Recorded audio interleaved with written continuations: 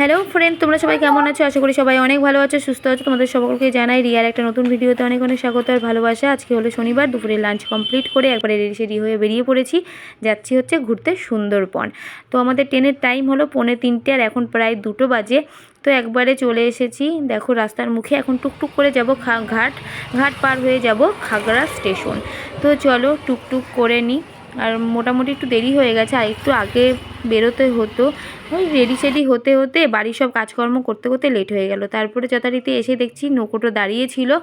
তারপরে নৌকায় উঠে পড়েছি আর নেমেও পড়লাম। ঘাট পার হয়ে নিয়েছি, এবার যাব টুকটুক করে স্টেশনে। তাহলে চলো যাওয়া যাক।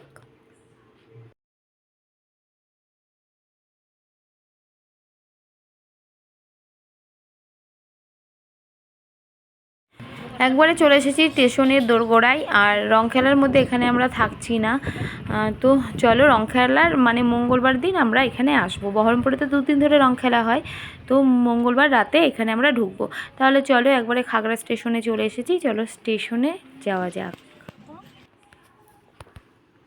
স্টেশনের ভিতরে ঢুকে পড়েছি। এবার আমাদেরকে ব্রিজটা পার করে ওপারে যেতে হবে। আর এত রোদ মানে কোথায় দাঁড়াবো বুঝতে পারছি না, প্রচণ্ড গরম লাগছে। আর এসে যে খিটকালটা হলো সেটা হলো, যেই ট্রেনটায় যাওয়ার কথা ছিল সেই ট্রেনটায় এত ভিড় ছিল মানে পা রাখার জায়গা পর্যন্ত নেই। তো ওই ট্রেনটা ছেড়ে দিয়েছি। পরের যেই ট্রেনটায় গেলাম সেই ট্রেনটা তো এত লেট করে এসেছে, যেখানে 2:45 ট্রেনে ওঠার কথা সেইখানে এখন বাজে মোটামুটি 4টের বেশি বাজে। তাহলে চলো দেখি কেমন হয় জার্নিংটা। ফার্স্টেই তো প্রবলেম শুরু হয়ে গেছে। আর আমি না শনিবার করে রাস্তাঘাটে একটু কম বেরোতে চাই, কেননা শনিবার মানেই আমাদের জীবনে একটু প্রবলেমের সৃষ্টি হয়। তো আজকেও সেটাই মানে হয়ে গেল আর কি। জানি না কখন পৌঁছাবো, কি হবে জানি না। তবে ট্রেনটা প্রচণ্ড ফাঁকা, যেহেতু ফার্স্টের ট্রেনটায় ভিড় করে সবাই চলে গেছে, এই ট্রেনটা একদমই ফাঁকা। আর আজকে যেহেতু শনিবার, বাইরে তেমন কিছু খাবো না, তার জন্য অল্প একটু আমি ফল টল কেটে নিয়ে এসেছি। তাহলে চলো যতটা পারবো ততটা তোমাদের সাথে শেয়ার করার চেষ্টা করব। আর প্রচণ্ড ফাঁকা, একদমই ফাঁকা নিরিবিলি। এই দেখো বাবু এখানে ঘুমিয়ে পড়েছে, বাবুকে এখানে শুইয়ে দিয়েছি।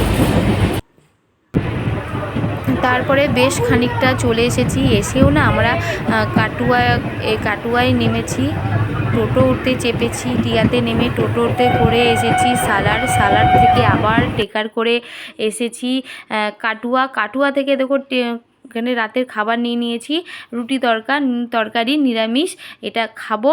আর এখন রয়েছে কাটুয়ার। এখন কাটুয়া থেকে ট্রেনটা ছাড়বে, তারপরে যাব ব্যান্ডেল থেকে আবার ট্রেন ধরে একবারে যাব শিয়ালদা। কত হ্যাপা বলো তো, এই বাচ্চা নিয়ে এতটা জার্নিং করা খুবই কষ্টদায়ক, কিন্তু কিছু করার নেই, করতেই হবে। তারপরে এই দেখো মানে রাতের টিফিন করা কমপ্লিট হয়ে গেল। তরকারি আর নিরামিষ তরকারি, রুটি নিয়েছিলাম আর মিষ্টি কিনে নিয়েছিলাম। তারপরে এই দেখো আমরা নেমে পড়েছি ব্যান্ডেলে। এবার এখান থেকে ট্রেনের যেই ট্রেনটা আসবে টিকিটও কাটতে হবে, তারপরে যাব শিয়ালদায়। তাহলে চলো, এই দেখো প্রায় শিয়ালদার কাছাকাছি ঢুকে পড়েছি। আর এখানটা দেখছি পতাকাটা কি সুন্দর উঠছিল, তাই এইটুকু ভিডিও না করে থাকতে পারলাম না, ভিডিও করে নিয়েছি। আর তারপরে শিয়ালদায় নেমে ওয়েটিং রুমে বসে রয়েছি।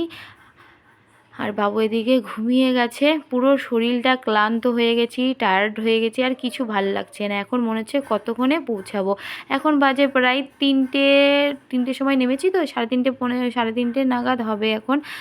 তারপরে দেখো ক্যানিংয়ে ট্রেনে চেপে ক্যানিংয়েও পৌঁছিয়ে গেছি।